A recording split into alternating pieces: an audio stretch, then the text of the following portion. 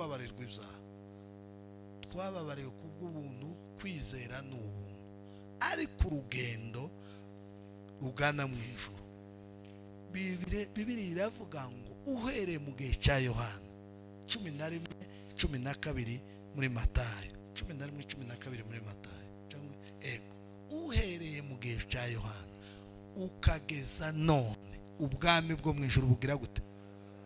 Buraharanirwa, buratwaranirwa ngo buce. Ndagaruka ndasubira ndukorera neza, ndugwishiriza imvura, nkora icyo nagombaga gukora ku rugo rutoke. Ngo ngarutse undi mwaka sinasanga imbuto. Bibiliya iravuga ngo ndavuga ngo uru rutoke cyangwa uyu muzabibu ngiye nari narashize, nimumbwire icyo nari nkwiye gukora. Iyo urebye, ndagaruka ku ijambo mwene data tubwiye, iyo urebye urabyutsa amahoro, ntibikomoka kuri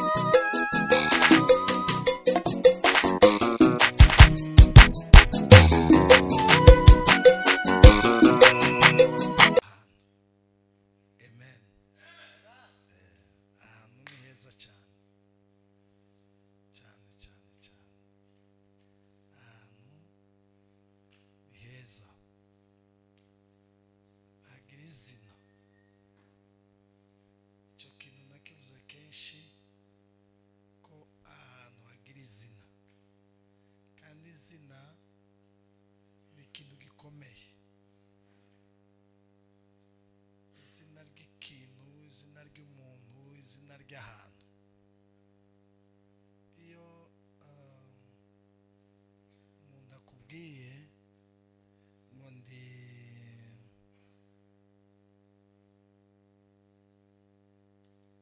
umuhungu wa, tuvuge, wa nyakubahwa mukuru w'igihugu,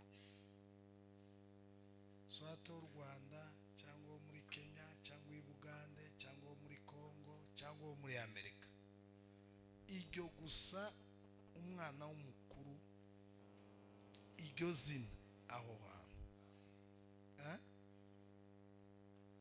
kera umwishe ko atandukanye n'umwana w'umukuru w'isibo.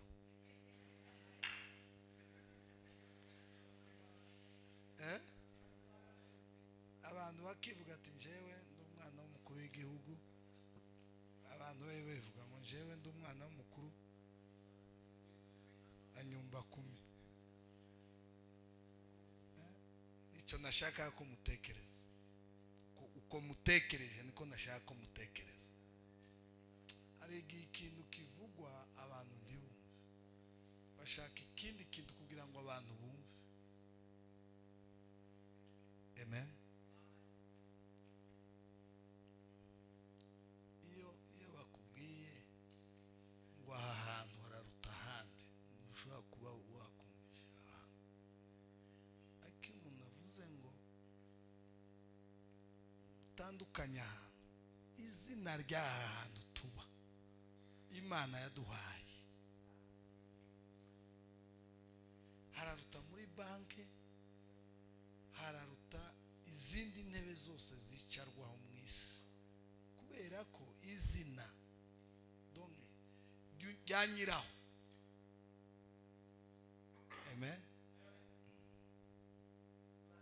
Abako ko murumva ari ya quartier nyuma,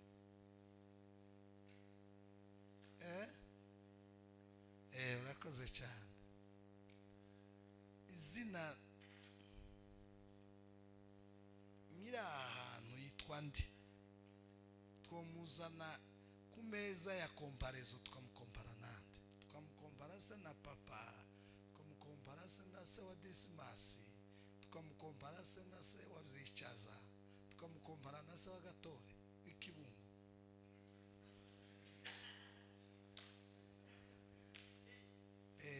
Izina muzamutinya izina. Iyo tuvuze ngo aha muzamubwira ngo ni kwande, ni kwa se wande, aha hantu kwa se wanda, kwa se wa Yesu. None kurumva nkunda indirimbo ivuga ngo kwa neema kubwa, kwa neema kubwa, oya muvuga mwausimbutse, kwa neema kubwa kabisa, siko abanza, kwa neema kubwa kabisa tumekubaliwa, na kwa neema kubwa zaidi tupata kumutumikia. Bavandimwe bacu kandi abana bacu, barumuna bacu, tugira ibitekerezo byagutse. Aho tugeze ahantu nta kintu namwe, nta hantu namwe twakomba, so tuhashika gusa tuvuge ngo Mana hari ubuzima. Ya ndirimbo yambonye hari ubuzima. Amen. Bwira mugenzi wawe ngo hari ubuzima, hari ubuzima, hari ubuzima, hari ubuzima. Iyo ifi iri mu mazi iba ifite ubuzima. Iyo aha niho hari ubuzima, aha tuba tugeze mu buzima nyabwo. Imana ishimwe yaduhaye, dukomere Imana amashyi. Nuko nyine nta kundi twavuga, gusa Imana izidufasha twongere tuhumve cyane. Cya kabiri, turashimira ubuyobozi bw'itorero mu by'ukuri iki gicaniro ko mwakinguye imiryango. Ahantu hagenda haba heza cyane. Hano ndavuga inyubako, navuze harya mbere ya data wa twese. Aha kabiri ni ahantu h'inyubako. Nshimira ubuyobozi bw'itorero ko mwakinguriye kino gicaniro, kikaba abantu batoya barumuna bacu bakidagadura bagashimira Imana. Mu by'ukuri bashimire bayobozi, mwarakoze cyane, ndabashimiye. Reka nsabe abanaziri dukomere Imana amashyi cyane rwose. Bashimiye bivuye ku mutima. Ahantu murabizi ko Remera ndagira niyo centre ya Kigali, hararuta kwa Rubangura. Ahantu ni heza cyane, ni heza bikomeye. Kuba rero fagitire yotangwa hano hantu ntabwo ibiremereye, kandi nyine koko harakwiye kubera impamvu.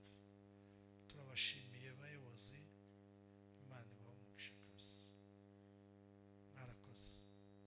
Shimira ubuyobozi bw'abanaziri. Abanaziri sinzi ko nabita kurinje. Abanaziri barakomeye cyane, ni amaboko, ibyo tubiziranyeho, ni amaboko akomeye. Kurinje ni amaboko cyane. Abanaziri twarabanye, turakorana umurimo, turawuzamura, urakomera, urubakika. Imana inyuze mu banaziri. Ndashimira Imana yabaguye mu rwego rukomeye. Nicyo nkundira Imana, nkunda Imana cyane. Hari ukuntu iyo ukoreye Imana nk'uko mwene data bivuze neza, hari ukuntu Pastor Mudaheranwa ndumva ari we wigeze kutubwira iryo jambo. Aratubwira ngo iyo utunze ikintu, icyo ndikigutunge, icyo kintu n'umutako ndikiri ngombwa mu buzima bwawe. Iyo utunze inka ntigutunge,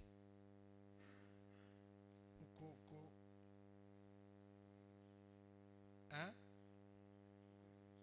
tacu. Iyo utunze inzu tuyibonemo inyungu, iyo utunze umurima ntugutunge. Iyo utunze amafaranga ntagomba kugutunga. Niko bigenda. Abanaziri kubagira bangiriye umumaro mwinshi, kamvuge nkanje, ariko kandi naje nabagiriye umumaro. Cyongeyeho cyane cyane Imana ya Isiraheli dukorera. Ngo abanaziri ejo bundi nako nabonye igiterane cyabaye uko cyakozwe, navuga ati abacu baradukomeranye bikomeye. Abanaziri barakomeye, bagize imbaraga, bateye imbere. Narebye gusa ingene ibintu bimeze, ndavuga ati uko niko gukomera kw'abantu. Vuga ngo bakoreye Imana umusozi runaka, bazamura igicaniro, bazamura umurimo, baritanga, batanga amafaranga yabo, amakeya bazanye bakayatanga. Hariya kuri uriya musozi wa Kimironko barakora kabisa. Ariko uyu munsi mu birahari muri Australia ngo afite ubuzima gatozi bw'abanaziri. Kuvuga ngo muzi ubuzima gatozi,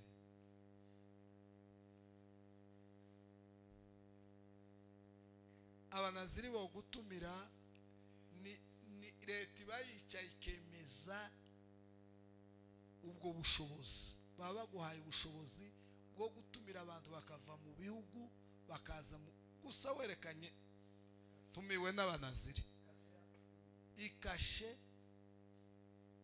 ya guverinema. Ntabwo ari ibintu byoroshye. Ushitse kuri ambasade ya Australia ukavuga ati ntumiwe n'abanaziri.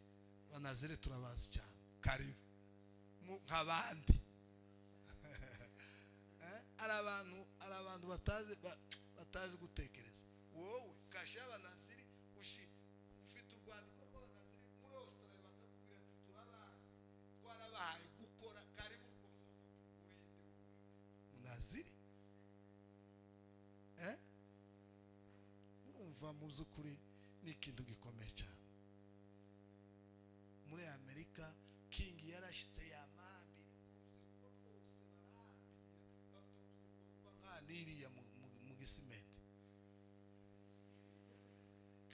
Bitangaza kuvuga ngo iyo utunze ikintu ndikigutunge, cya kintu ndikiri ngombwa. Mu by'ukuri ndashimira abanaziri urwego rwiza, gutera imbere, uburyo mu bihugu ni ikintu gikomeye. Jewe ndabyumva cyane. I Burundi ndashimira Imana ku bwa Yusufu ndamukunda cyane. Yusufu rwose aracyari hano, ariko ko numva ituro muri je ryo guha Yusufu, umva kumuha ituro. Ari abantu zanumva uko twohura no muha amafaranga, uko dugomba. Hari undi muntu ngira ngo yaragiye mu Kristo muri Kalvari, sinzi umuhungu sinkimubona, yarafite umugore hanze muri Amerika, simemwibuka izina, mfite isura gusa. Hari umunsi nigishije hejuru y'amafaranga, maze uko duhuye akamama arambwira ngo wanyigisha amafaranga, anyinjiramo nza nkubona gusa nkabona amafaranga.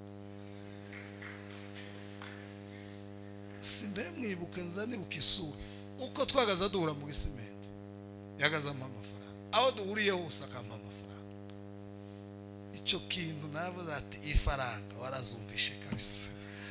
Ndashimira Imana cyane. Yusufu ayoboye abanaziri mu Burundi, ni inshuti nziza, n'umwana wagiye tubana umunsi tumurera kugeza uyu munsi n'umugabo, karibu cyane. Ndashimira Imana ndangiza kugira ngo mvuge ijambo mu mwanya muto kubwa ubukwe bwa Etienne. Shimira Imana cyane. Warasenze kabisa. Ari Etienne yarasenze, ari musaidizi wiwe nawe yarasenze. Etienne ni umuntu mwiza cyane. Njyewe turabana karaja mu ijuru ariko nawe urajayo kabisa. Narakwishimiye mu rwego rukomeye, zaza kusura urugo rw'abageni. Turashimira Imana yabahuje kandi muri couple nziza kabisa, nziza rwose. Murakoze cyane mwese, Imana ibaho umugisha. Reka dukomere Imana amashyi.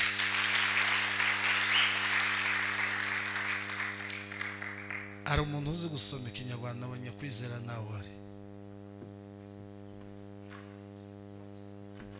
Naje ndabizi ariko hari igihe ntinda kuvuga ijambo mu Kinyarwanda. Isaya ibice 5 umurongo wa mbere.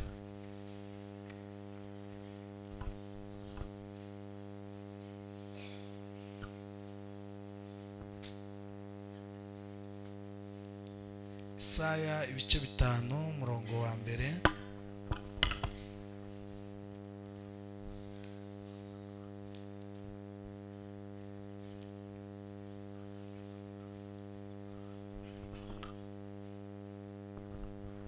Kadusome umutwe w'amagambo uravuga ngo Imana ishinja abayuda ubuhemu. Yego. Imana ishinja abayuda ubuhemu.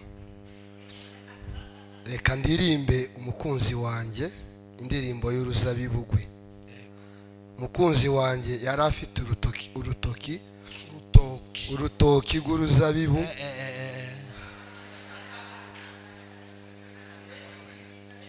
Aya birasa naho nubundi okay twagiye. Atugerageze. Urutoki apana urutoki. Aha. Reka ndirimbire umukunzi wanjye indirimbo y'uruzabibugwe.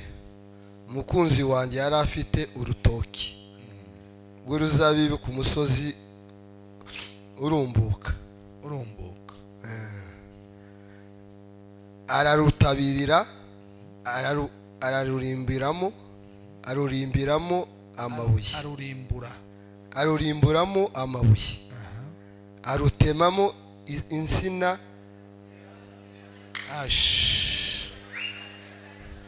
Reka bahe pasiteri hariya amukubitiremo.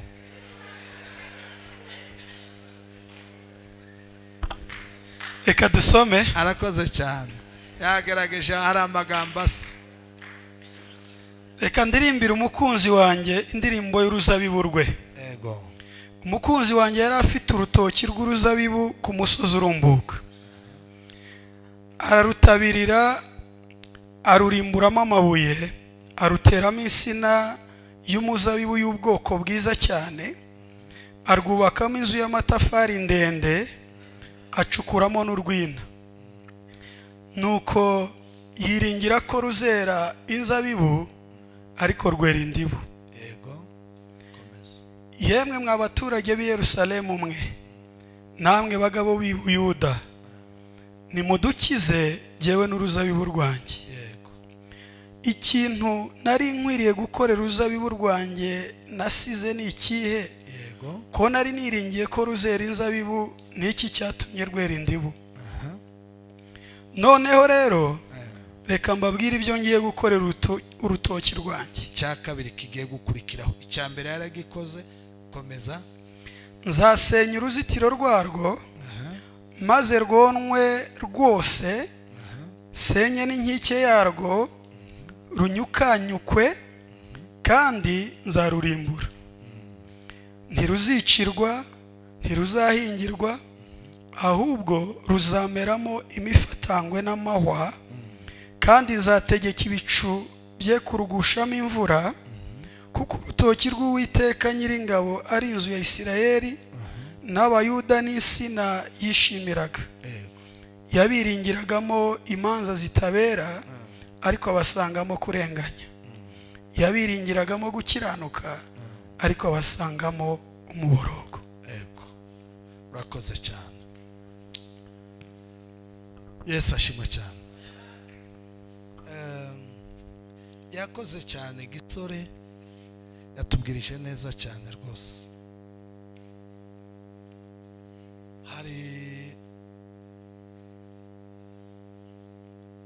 hari ikintu amateme yose yarashize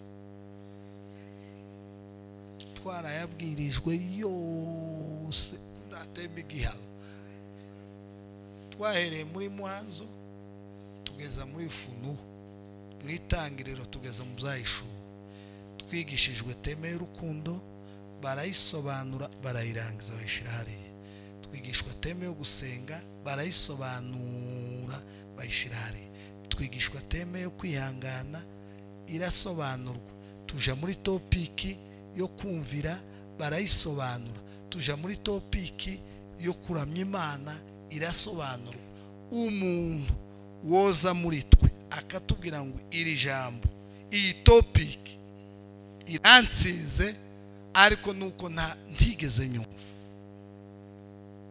hano uko mbere mbitekereza nuko mbireba ndawe itopiki yose twarayihawe iyo gusenga twarayihawe iyo gutanga ifaranga izimuza mona dutanga baruha bakabyita amazina twarabihawe turayibwirwa amatopiki yose ararangiye ariko nukwibaza ngo ese uyu munsi Yesu aje akabaza atese impamvu iki kintu utagikora nk'uko gikwiye nibwo bwa mbere cumvishe ubu wosubiza iki cyangwa jewe nosubiza iki nibwo bwa mbere numvishe gusenga navuga ngo yayi nibwo bwa mbere numvishe icyacumi iryo jambo riransinze nibwo bwa mbere wumvishe kwiyiriza impamvu utiyiriza nuko utari ubizi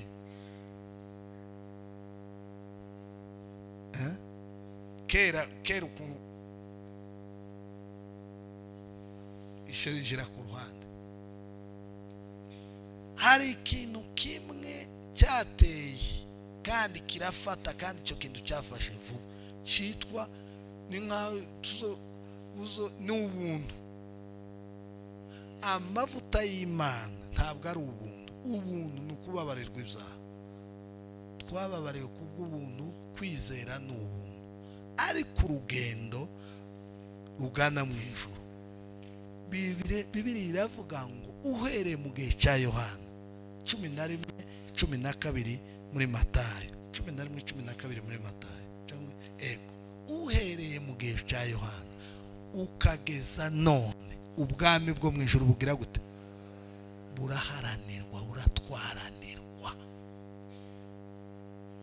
ntacyo ukora kugira ngo wemerwe n'Imana wo kwizera wamara kwizera ukabirekera gutyo ngo warizeye oya hari amabwiriza hari ijambo uduma yigeze kutubwira ndaryumva cyane mu buntu iyo winjiye mu buntu haba amategeko mu buntu umuntu nakubwira ngo kwa Yesu ni mu buntu yego kwinjira ni ubuntu ariko iyo umaze kugeramo haba amabwiriza n'amategeko iyo umaze kwinjira mu buntu bwa Kristo haba amabwiriza n'amategeko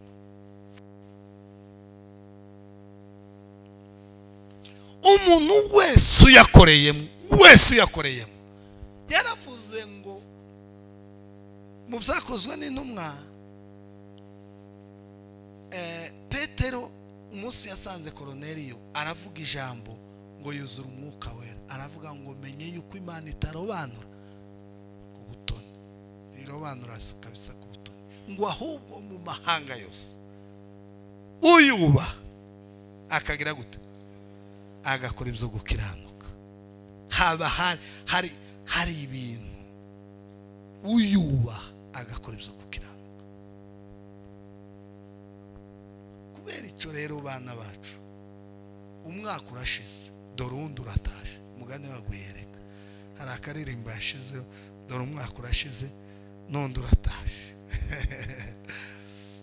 bana bacu dore umwaka urashize dufite itariki zingahe uyu munsi z'umwaka ubu tutangiye kuwinjiramo hari ijambo koze Imana yavuze gisore, iyo twinjiye mu mwaka uzuyifata nk'igitabo kitanditseho, uhawe agenda n'ikaramu, ibyo ushaka muri agenda n'ibyo ugiye kwandikamo.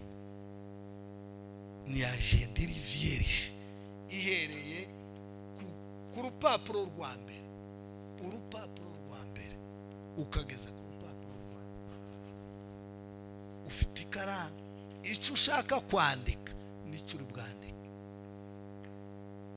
Agenda ni umwaka wose, itariki ya mbere cyangwa itariki ya kabiri twinjiyemo, igitondo cy'umwaka uzoje kugeza mu mugoroba w'umwaka uvuga ngo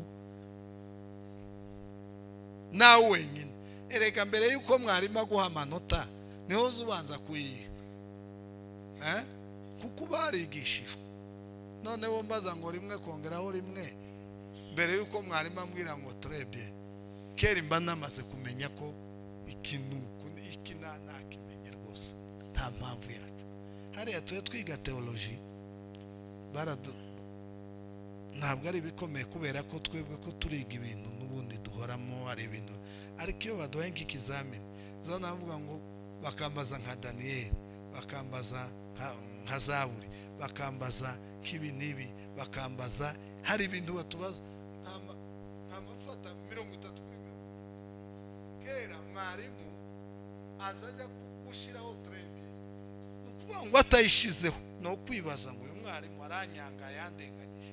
Kubera hari abantu baje kubaza amanota, ni iki ndagitsindwe ndakizi na cyane kiri ndabizi neza. Icy'Imana rero muri ubu bwami bw'Imana aho butangarije kandi ibintu Yesu yarabyoroheje, arorosha arasubira arorosha, arabifata arabinomba abikubita mu inani irusha ikiyiko, arabinomba nka kurya bazanombera ibirayi by'abana bakabishiramo umwita bikama bibigikoma. Yarangiza umwana w'uki akamira. Ni ibintu Yesu yanombye, arabinomba arabihonyora bibigikoma, nta kintu kibamo. Kubera iki nta kintu kibamo? Muri Bibiliya, muri uru rugendo niho baza baguha ikibazo bakaguha n'igisubizo, bakakubwira ngo wowe andika. Umuntu bomuha ikibazo bakamuha n'igisubizo, question na réponse, umuntu akamafata 0.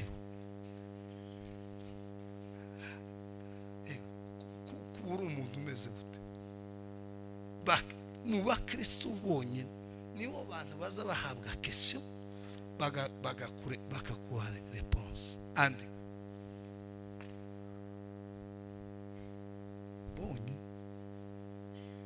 mu bakristo bonyine niba umuntu azaza akakwigisha ijambo ry'Imana rikakubwira hejuru y'icyacumi, ukabona umuntu wahagaze muri ayo mahame akagitanga, izi kubwira umugisha wacu, izi kubwira kugitanga, ikakubwira n'umugisha wacu, hanyuma ikakubwira ngo wowe bikorere, hanyuma Imana ikaguha n'akazi.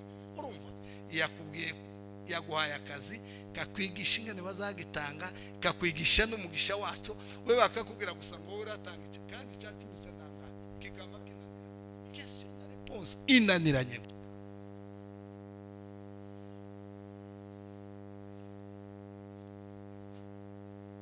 Icyo mvuga niki?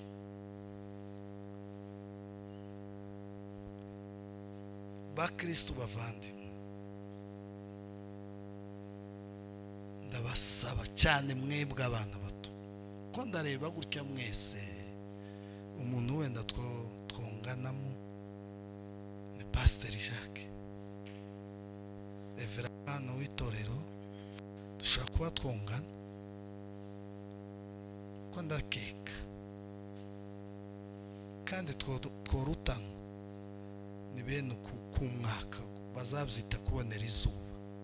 Ariko mwese uko mbona habe na mama Pastor hari, ndabona twomuruta, ashobora kuba arashatse kera, bakiri abana, ariko guhera kuri pasiteri Mbonigaba ugakomeza hano, keretse mwese muhuje imyaka niho mwanduta. Ariko umwaka burya ko mwese muri bato twatangiye gusirimba, ndagira ngo hamwe ataravuga ikintu rero no topic y'urukundo warayumvise, gusa ikintu cyishe ubuzima bwacu ni negligence. Negligence irumvikana, kuneglija ni kimwe Kinyarwanda, kubica amazi. Voilà terme y'uyu munsi, kubica amazi, kutabyitaho. Kuko ibintu byose iyo umuntu ashaka kubona amavuta y'Imana, nigeze yo kubivuga turi kumwe na Gatore, sinigeze nabyibutse, hari umuntu wabituganirije Nairobi, iryo joro naraye nabi. Mbonye yararirimbye ngo abagabo bararutana, narabibonye. Usibye uriya mugabo wo mu ijuru turuta nyine, twese azavuga ngo mubeho tukabaho, muhinduke uko yoshaka ko duhinduka niko twohinduka, kuko ngo agira ijambo rifite ubushobozi bwo gukora icyo avuze kikaba. Ariko no mu twese uko turarutanwa, kandi turutanwa iki, turuzi aka kantu wera bakata iki kimeze nka watermelon kiraha. Yesu yarafashe gutya kiyotamelon kiraho cyangwa igihaza itereka. Iki kintu kirakomeye cyane, iki wera iki gihaza kimeze nk'igihaza. Yesu yafashe yamazana abumba kino, warangiza afata ikintu kingana nk'uko aterekaho. Aha hantu niho haba ibintu byose, ariko narahimvi, ariko ahantu narahumvishe bacu mu mutwe,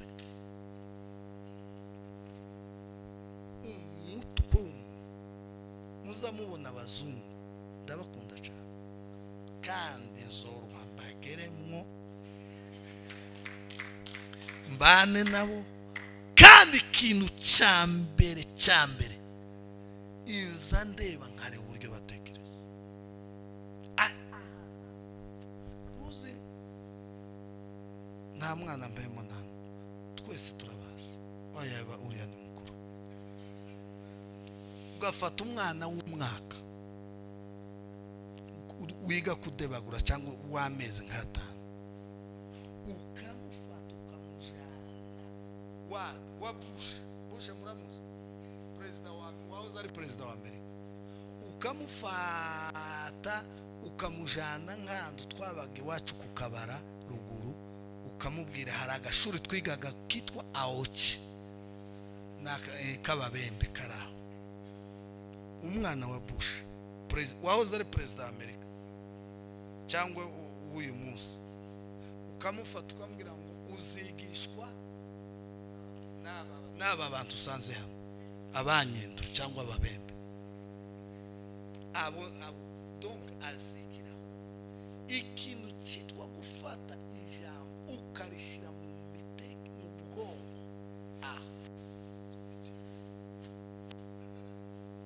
Cyangwa ugafata nk'umwana wiyo aho twabaga ku Kabara iri, ukamufata ukamutwara neza w'umwaka utaramenya ngo uyu ni papa uyu ni mama, ukamutwara ukamujana mu ishuri ya Apotre Gitwaza atubwiye y'abana b'Abayuda, ikigo cy'abana b'Abayuda kiba muri Amerika, Abanyisiraheli gusa, kubera ngingene ubwonko bwabo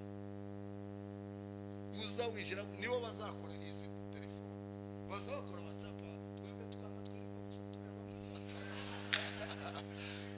nabo bazi ikintu boterera ku isi yose igatekereza igakurikira. Utekereze nk'umuntu wakoze WhatsApp, utekereze nk'umuntu watekereza WhatsApp, nawe umuntu udashobora no gutekereza ijambo abwiwe ngo iki kintu kigufitiye umumaro. Dore iki kintu kigufi isi uhabwe ube igitangaza usanga basasa amatapi ukamubwira uku kubera iki umuntu wa mbere wamureze ukamwaye ibere umuntu wamureze yabanye na papa inamwe ngo to wiruke wagira ujya uku niko tumeze. Abantu batureze, abantu babatwe, abantu ko twabaye ubuzima bw'ibisirimba kikinjira muri iki gihotamerume.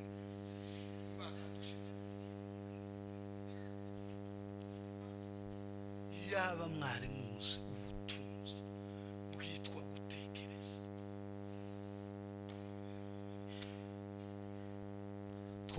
twobayeho neza kabisa, twobayeho neza mw'abana n'abakobwa, twobayeho neza kabisa.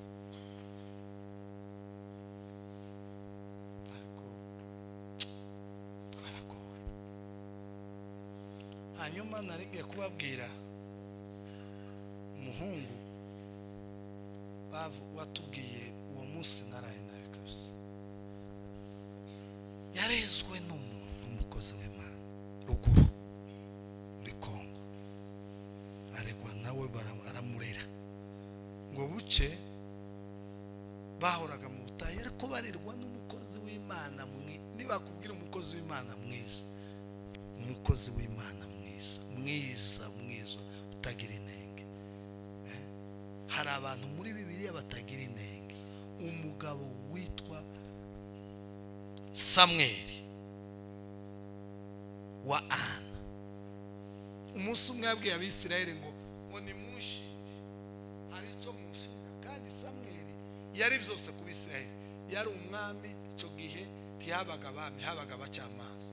Yari umucamanza wabo, akaba umuhanuzi wabo, akaba umutambyi wabo. Ni ukuvuga ngo izo ndebe ko ari zitatu nizo Abisirayeli bagaza bagenda bakenera abantu. Ubwo nibwo buyobozi bwose bwabaga muri Isirayeli. Iwe iyo titre niyo yagiraga. Umunsi umwe arababwira ngo nimumbwire ko mwese muzamuza ngo mbacire imanza, ko muzamuza ngo mbarenganure, ko muzamuza ngo mbafashe. Ufite ikibazo, hari ikintu mumbonaho nk'ikosa runaka, baramubwira ngo kuri twe wowe wa mugabo we umeze nka marayika, uri marayika, niko tugufashe. Kubera uwo mukozi w'Imana yareze uwo mwana w'umuhungu ngo buce umuhungu arashaka akora uko arashaka, akora umwamare gushaka, baje mu butayu. Yamavuga ngo shingiye ku minsi ngize mbona abantu bagenda bakanebwa, bagira gutya bagahaguruka n'impano zikomeye bwaca bakanebwa, bagahaguruka n'impano zikomeye bwaca bakanebwa, bagahaguruka n'abantu bakaba abantu bagahimbazwa bwaca bakanebwa. Baravuga ngo birashoboka ko naje nonebwa kubera ingene nkunda Imana, ndashaka gupfa. Namaje mu butayu mbwira Imana ngo Mana meze neza mu mutima, ndumva nkumva ijuru, sinshaka kuba mu isi, none reka nje mu ijuru.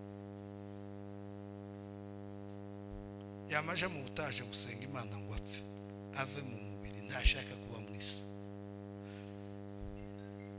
Barangize Imana iramubwira, nibwo yaragikora ubukwe. Imana iramubwira ngo genda ubwire umugore wawe nakwemerera rwose nanjye ndaguhangura ugende, uze hano zo kubwira, uze nguhamagara uze. Aragiye abwiye umugore we, umugore ati yewe, umugore ntiyabyumva neza. Undi aramubwira ati nubwo utobyumva ariko njewe ukomeze mu mutima, n'ubundi nzogenda ni nkaho ntari hano, kera ukundi mu ijuru, kera nageze mu ijuru, nariyakirije mu ijuru byararanga, nyemerera umfashe inje mu ijuru. Umugore aramureba abona ko umuntu atakiri kumwe nawe kabisa, nawe kugira ngo nkugore, ariko uwo mugore nawe ni igitangaza. Arambwira ati basi reka basi uzonsigira umwana tuzare ati cyo kuzara ni sawa. Yamaje mu butayu abwira Imana ngo Mana, umugore yanyemereye ariko yasabye ngo musigire umwana, none ga peza umwana vuba musigire umugore, jewe sinkeneye kubana, rikeneye kukwisangira. Imana iramubwira ati rwose ndamuguhaye. Hari ijambo gisore yavuze, ibyo utagezeho byose ni uburangare n'intege nke zawe hamwe na shitani uzu supporting izo ntege. Umuhungu aragenda ngo ashike umudamu barasamye abarabyaye, ngo agere mu mezi umwana ataramenya se cyane akiraho, ariko umwana w'umuntu yemwe uwo muhungu niho wa mbere. Abwiye umugore ati umwana gayaje pangura tahe. Umugore ati uwa kabiri ihangane sheri, wihangane wa mugabo wanje, waruguru ndi bazavuga sheri, bazavuga ati wa mugabo wanje we ihangane, wihangane mu by'ukuri ihangane. Umwe aje mu butayu abwira Imana ati twasezeranye n'umugore ko umwana, none ga umwe Imana iramubwira ngo subirayo uwo mwana uwo yagusabye. Imana niyo ya mbere izikorera mu muro icyo tuyibwiye n'amahoro.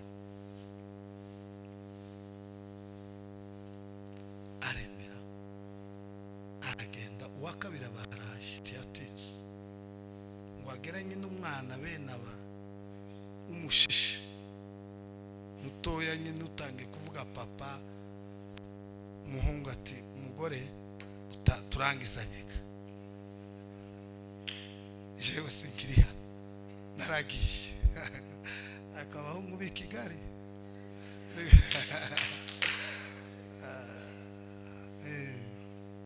naragiye mwemerera, agiye mu butayu ati naje. Imana iramubwira ati bansubireyo mu buvugane bwa nyuma n'umugore akwemerera guhanga uruzi. Mwashika abwiye umugore ati noneho gahunda zararangiye, abana Imana arabaduhaye, none gunyemerere singume gutinda hano mu nzira, ndashaka kuzamuka, shaka gutaha. Hari umuririmbyi yavuze ngo tuzotaha igihe nikigera. Tuzogera gute? Tuzotaha igihe nikigera, singume gutinda mu nzira ntahe. Umuhungu umugore ati sawa ndakwemerera dusenge. Afatana mu ntoki n'abana barasenga baramuherekeza. Umugore aramuherekeza, uraje ahise biragenda gute? Umuntu ukazayishwa n'impanuka, umuntu akarwara niyo nzira. Ati ndahandi ndaje mu butayu, ndagenda nishika mu butayu ndyame, hari ukuntu Yesu yambwiye ngo nzosinzira mpite ngenda. Yamuherekeza n'abana, umwe amufashe umuhetse, undi amufashe mu ntoki, barasezerana ati ndatashe ndagiye kwa data. Abahungu b'i Kigali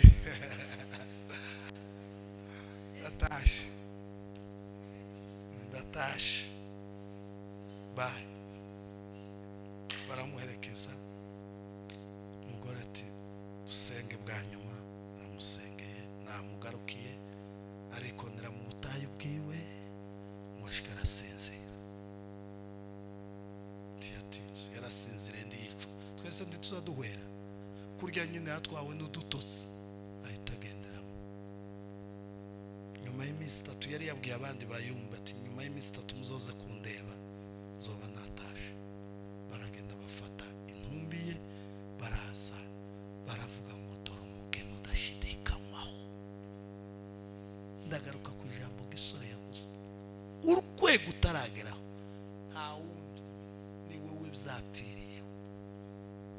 Uwo titwavuga ngo tumwigane, twomukura iriye somo twomukura ni serious ku kintu runaka ni umugabo w'imaje ni umuntu warebye arareba ariko cyane cyane ndashima umugore we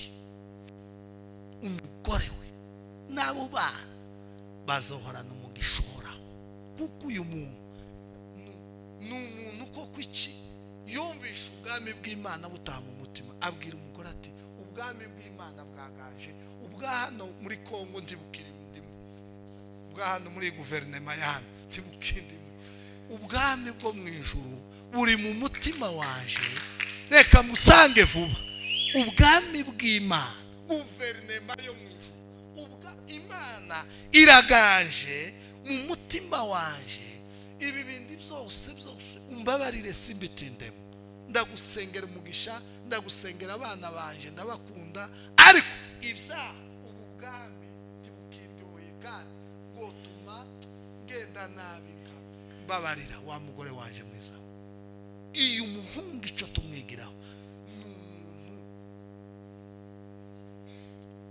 n'umuntu determine n'umuntu kandi twese tuzopfa umuntu azayicwa na malaria umuntu azayicwa na gripe corona yatwaye benshi vugira ijambo soza abana bacu ijambo ry'Imana nasomye rino jambo ryandeyemo byavuze ngo mumbwire icyo nari nkwiye gukora ntakoze Imana tubabarire iri jambo niki nari nkwiye gukora ntakoze yavuze atanga urugero rwiza asobanura neza nafashe ngenda ku butaka bwiza natoranije ko ari bwiza mbukora neza mbushiramo ifumbire ndukuramwo urwiri ndukuramwo amabuye ndurimbura shiramo insina nziza ndashiramo ngo buce ngarutse sanga ndi rweza uko rwagombaga kwera hari ikindi kintu ndihangana ngo buce ndagaruka ndasubira ndukorera neza ndugwishiriza imvura nkora icyo nagombaga gukora ku rugo rutoke ngo ngarutse undi mwaka sinasanga imbuto Bibiliya iravuga ngo ndavuga ngo uru rutoke cyangwa uyu muzabibu ngiye nari narashize ni mumbwire icyo nari nkwiye gukora iyo urebye ndagaruka ku ijambo mwene data tubwiye iyo urebye urabyutse amahoro ntibikomoka kuri wowe bikomoka kuri data wo mu ijuru iyo urebye umwaka uratangiye urarangiye ugira ngo bikomoka kuri nde iyo urebye ubonye akazi hari indirimbo ishari nza numva iririmba cyane iyo ndirimbo ngo abandi banyuze bagapfa ngo naje nanyuze nkabaho sinzi ngene no ikosora gupfa ni gahunda yo kurangiza imirimo ni gahunda no kuvuga ngo iyo umuntu agiye mu murima agahinga akarangiza zata hari umuntu uzurara mu murima umunsi risha uko uraririmbura mu gihe cyawe uko uraririmbura cyafite imyaka mike umunsi warangije ukarangiza indirimbo zose Imana yagushize uzotaha ijambo rivuga ngo abandi banyuze bagapfa ni nkaho gupfa ari ukunyagwa n'amayi si ukunyagwa n'amayi ni ukurangiza imirimo yawe iyo umuntu arangije imirimo ye arataha haleluya niko bimeze nurangiza imirimo yawe nubona urangije imirimo yawe iyo ubonye umwaka urarangiye uri amahoro utari mu bitaro utamanitse amaguru utagize gute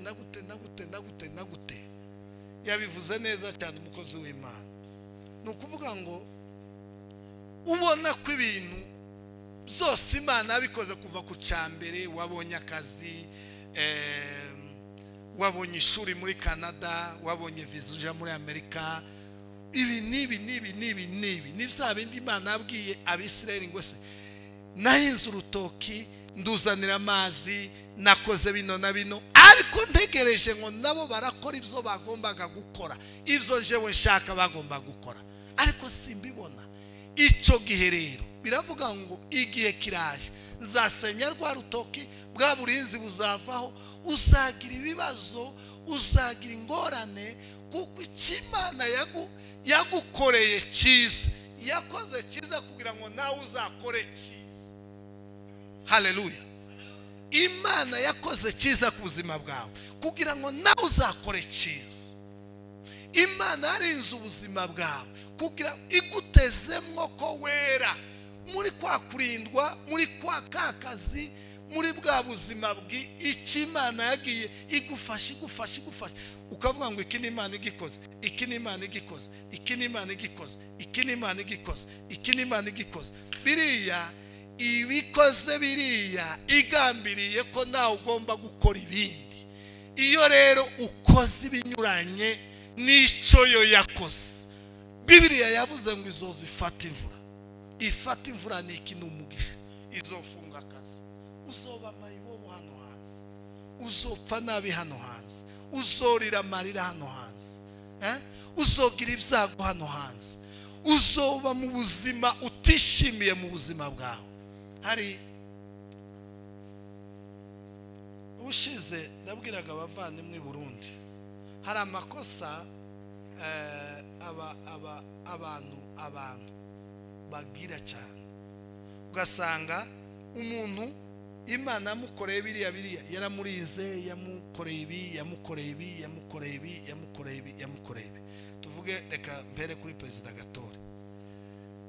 Perezida Gatore iyo yibutse Kibungo, tukamuzana Kibungo, umunsi yashitse iwaje, naramurebye ikintu cya mbere, namurebye gutya nkamubona, namugiriye impuhwe. Nabonaga akazi kari kanze, yakoraga ku kazi kamwe ahantu kuri station, yarajwiga, sinzi nimba baramwibye, nimba yaratanze esanse nabi, ibintu agwa muri manga, arahomba, avuyeyo, agiye muri Kenya, arikojeje, yarazengurutse, mbona aragarutse mu buzima busanzwe, no mu family, umubyara wacu, umwana wa shangazi, ngo murebe, mbona mugira imbabazi, mugirira ubuntu. Ndavuga ngo uyu mwana nubwo ari umufamily, ariko hari umugisha yankuraho. Mwishiza ndamwira ngo icyumba cyawe ngiki, uryame, sinzokubaze amazi, sinzokubaze isabune, kandi ibyo birahenda, sinzokubaze gukodesha, sinzokugira gute, uzurya uryame, uje gusirimba ugaruke, nubishobora tujane gusenga, nutabishobora byose ni sawa. Tubana muri ubwo buzima burenze, nimba ari imyaka 5, nimba ari 4, nimba ari ingana gute, sinza nibuka imyaka, ko sinagazanye sinagomba no kuyibara. Gatore uyu munsi wa none, Gatore afite ibibazo bimwanditseho ubutaka. Wanze mureke byoba ibyiwe cyangwa bitari ibyiwe. Nimba ari ibyiwe ni sawa, bitari ibyiwe bamugira icyizere. Iyo bakwanditseho ubutaka aba ari ikintu gikomeye. Aho uyu munsi Gatore afite umwana muri Amerika, bazabishurira, bazabagaburira, afite umugore muri Amerika. Gatore ameze neza. Icyo nenda kubabwira, si Gatore mvuze na Dismas, uyu mvuze na Aimable. Ibi bintu uyu munsi wa none Kristo akoze kinakoze simvuze Gatore, mvuze jewe, simvuze jewe, mvuze nawe. Uyu munsi Imana ikavuga ngo iki kintu nagikoze kugira ngo agire gute. Uyu munsi ndashima Gatore kabisa.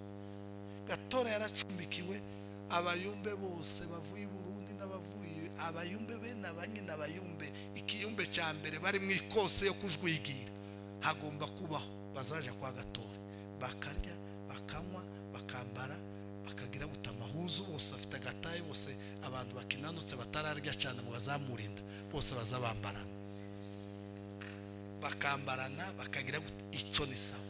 Ni ukuvuga ngo Imana yakoze ku buzima yakoze kino yakoze kino yakoze kino yakoze kino yarabirangije yagukoreye biriya kugira ngo nawe yagukoreye byiza kugira ngo nawe umunsi umwe uzakore iki uzakore byiza bisanisha kakuriya tubwira bisanisha n'uwagukoreye. Icyo ni cy'Imana dushakaho muri Kristo Yesu.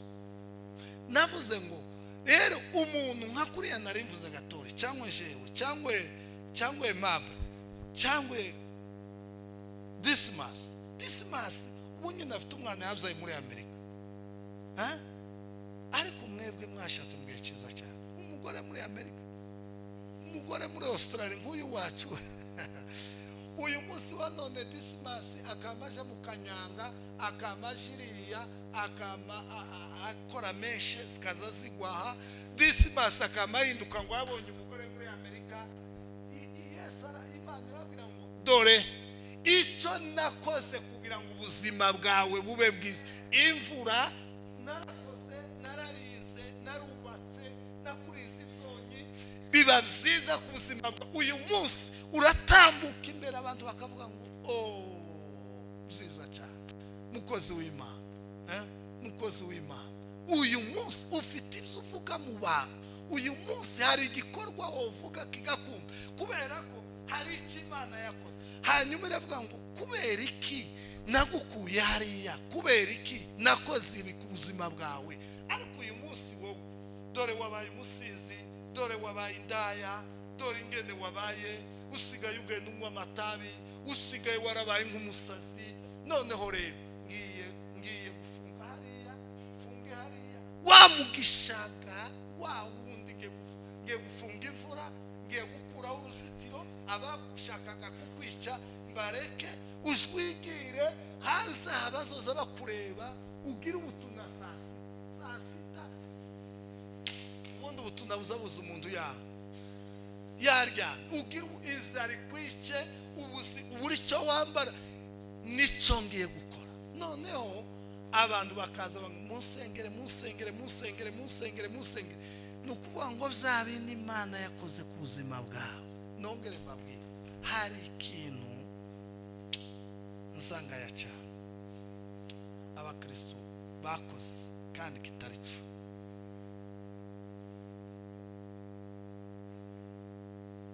Nk'ubu nyine kubera kunanirwa gushaka Imana no gusenga Imana ugasanga hari igihe umuntu agenda ngo bamusengere. Kuko reka ntange urugero nkanje pasiteri nka pasiteri njyewe kato hari ikosa riba mu bakristo. Amagambo yose mvuze hano y'urukundo mukagira ngo njyewe nkunda nk'uko ndabivuze. Amagambo mvuze ngo hejuru y'ubuhehesi mukagira ngo ubuhehesi bwashizemo njyewe meze nka marayika sinotereta. Niko abakristo niko bahita bagufata. Amagambo yo kwirinda nimba mvuze topic yo kwirinda mukagira ngo njyewe kwirinda kose nafashe diplome y'ikirenga Imana ntacishije. Amagambo yo kwihangana mukagira ngo njyewe mfite kwihangana nk'ukwa Yesu. Amagambo yo topic yose novuga pasiteri yahagaze hano abakristo bakora amakosa menshi kumuhuza n'ibyo avuze. Mbabwire kubw'ineza yanyu ntiukongere guhuza. Hari ijambo rimwe numvishe umupadiri nimba ari umupadiri nimba ari umupasiteri wigeze kuvuga ngo murebe ngo mwumve ibyo mvuga. Uwo muntu yabwiye nuko gusa abantu bagiye babisobanura nabi ariko iryo jambo ni ishurirwa rikomeye. Kubera iki iyo usanze nimba avuze ijambo ry'urukundo hanyuma twasohoka hanze wambwira ati pastor kubitiramo kakureba kama nkureba nagasuzuguro abantu batagira ubwenge batazi gukora batagira ibitekerezo uzamutekereza ko amafaranga yatari gupfa kukweza injiji zitazi gukora muzamwirirwa gusa mu bisirimba kuvuga urukundo hano nabonye abakristo benshi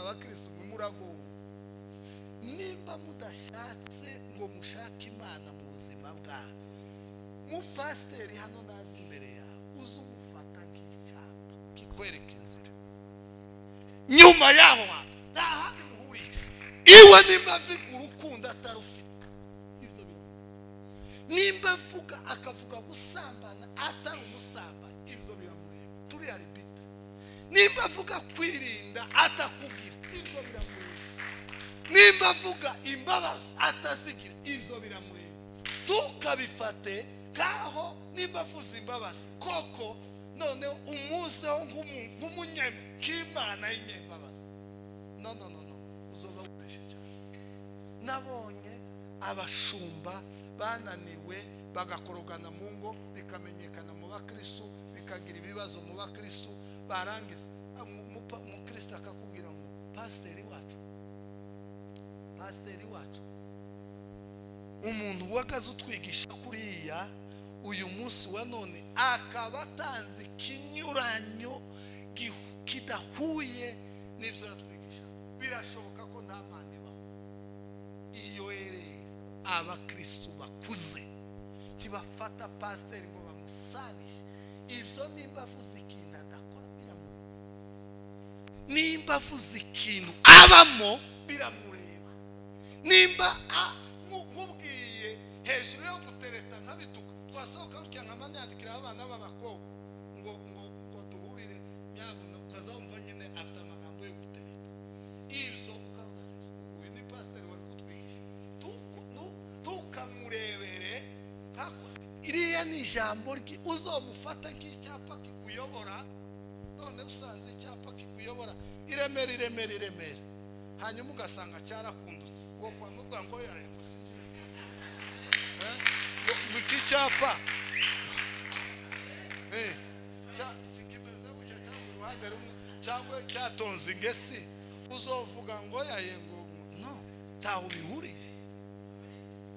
bihuriye semeni haleluya ntaho bihuriye bizobafasha naho musumba naza mukamufata nk'aho tokora ikosa muzoba mwihemuka kuko numubona muri rya kosa azokura Imana yazoshobora gukama ishobora muri wowe umve wanze Imana wanze n'abapasiteri bose kandi abapasiteri bose siko bameze abayumbe bose siko bameze cyangwa uzana umuyumbe namara gushika yaranebwe ntakiba muri gahunda yakoze hari umuhungu umwe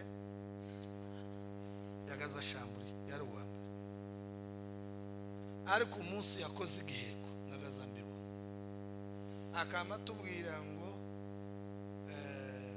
igiheko kiri hariya ku irembo hariya twishire hariya kiri hariya niho kiri iyo tubwiye ngo kiririya ku irembo aho twinjiriye aba yanyuze ahantu akajya kugikora agafata agasashe yagaza gufata agasashe agafata amavuta ya glycerine agafata inoti y'ijana agafundura akagashupa ka glycerine agateramo inoti y'ijana ya kera y'icyatsi kibisi icyatsi harimo ikirepe harimo akantu k'akarepe ka jone kameze nk'akariya kakenda yarangiza agafata kakana inoti akayizinga akayishyira mu gakopo ka glycerine agafata inyuzi n'iki mu Kinyarwanda urudodo rw'umupfuka w'akawunga akarukambira neza yamara agafunga yarangiza akazana isinga agahambira akagenda akasiga nk'ariya agahisha hariya ku irembo hariya haja ku igaraje agahisaraje tukaza tugasirimba ati igihe kandi yagazayire aho naboneye ko yeretswe ni igihe twazaga twamara gushika mama urarwaye urwaye aha n'aha kandi ikintu kiguteje kiri mu rukweto gikuremo aho ibintu biri kiriya bisobanutse yambuye ikirato se gishyiramo ariko iyo tubwiye ngo yagikose n'igikorano noneho rero ugahura n'uwo mwuka umunsi yakoze iryo kosa runaka yarangiza noneho yaturuka ukamuvuga ngo abayumbe bose ukabatuka ututse abayumbe bose buriya ikintu kimwe kizagufasha mu buzima bwawe ntukongere umuntu wese uguhagaze imbere akubwira imana uze umufata nk'icyapa icyo akubwiye ukinyuze mu bwonko gitekereza uvuge ngo ikavuze ikini kiranyobora mu isi yo mu mwuka yego hanyuma ugira umwete wo gukora kirya nkuko yagikuye hano yagikuye mu ijambo ry'Imana igihe cyose ubona ko nta kintu yakubrikoye cyangwa avuze urukundo uraje urushe ntumuruhukiyeho tukongere gutekereza ngo uzomenye ko ari icyapa cyakundutse wowe icyo ushaka gusa nuko ugomba gukomezaho kikurangira kuko niho ubwiye hariya niho ubwiye ni nawe ukeneye iwe Imana imunyujijemo satani yagiye akora uburyo butandukanye kandi butangaje bwo kuzana abahanuzi b'ibinyoma abigisha b'ibinyoma bakavuga ibintu badafite mu mutima bakavuga ibintu bitavuye ku Mana hanyuma bahura n'abantu bategereye Imana batashatse Imana batabanye n'Imana abana mugakiza bikabagusha cyane bikabababaza cyane benshi bavuye mu rusengero benshi batuka abakozi b'Imana benshi zarabagoye cyane kubera iki ni cyapa donc ntafite uburyo yotandukanye Imana amureba ngo ese uyu munsi uvuye mu byo kwizera ugize intege nke mu byo kwizera utangiye kwera icyo Imana yakoze ku buzima bwawe ntubireba ureba umukozi utakiba muri connection y'Imana yakwereye imbuto mbi hanyuma Imana ugasa naho ariyo yakoze iryo kosa Imana ntigira ikosa Imana ntiyosha gukora abantu bibi ahubwo uzoreba umuntu uguhagaze imbere tukongere kumuhuza nuko ushobora kuvuga ngo no uriya muntu uguhagaze imbere icyo akubwiye uracyumvishe yaguhaye ubwenge kandi gikomeye muri byose n'irya jambo batubwiye ryo gushaka Imana ryo gusenga Imana icyo gihe urakeneye kugira ngo umuntu wese uguhagaze imbere umusome umunyuze mu kayungiro umunyuzemo nurangiza kumucecura uzokumva icyo aguhaye ko cyaki ubuzima bwawe ucyakire n'ubugingo bwawe ucyakire hanyuma ubuzima bwawe buzabaho neza ariko igihe cyose kuko twakira abavuga butumwa benshi hano twakira abavuga butumwa benshi cyane hari abantu batakije mu rusengero kubera ko hari gikomere kandi kutajya mu rusengero hari inyigisho hari imfashanyigisho hari ijambo rivuye ku Mana Imana itugabura nkunda umukozi w'Imana tumuhuriyeho na Gatore ndamukunda cyane zigira inshuti yatubwiye ijambo rivuga ngo Imana ibera hose cyane kandi yarivugiye hano mu kabiri Imana ibera hose cyane ariko hari ahantu yavuze ngo imbere y'Imana ni he nushingira ku ntege nke z'umuntu runaka akagukura imbere y'Imana uzobugize ingorane zitazokizwa n'amafaranga ushingiye ku muntu uguhagaze imbere agatuma uzinukwa kuba imbere y'Imana uzobarabaye umwana biguturutseho bibabaje ahubwo umuntu wese uguhagaze imbere ntukite ku ngeso ze ntukite ku byo avuga ntukite ku mikorere yo hanze uzoze wakira ijambo akubwiye ngo se kiri jambo dusome.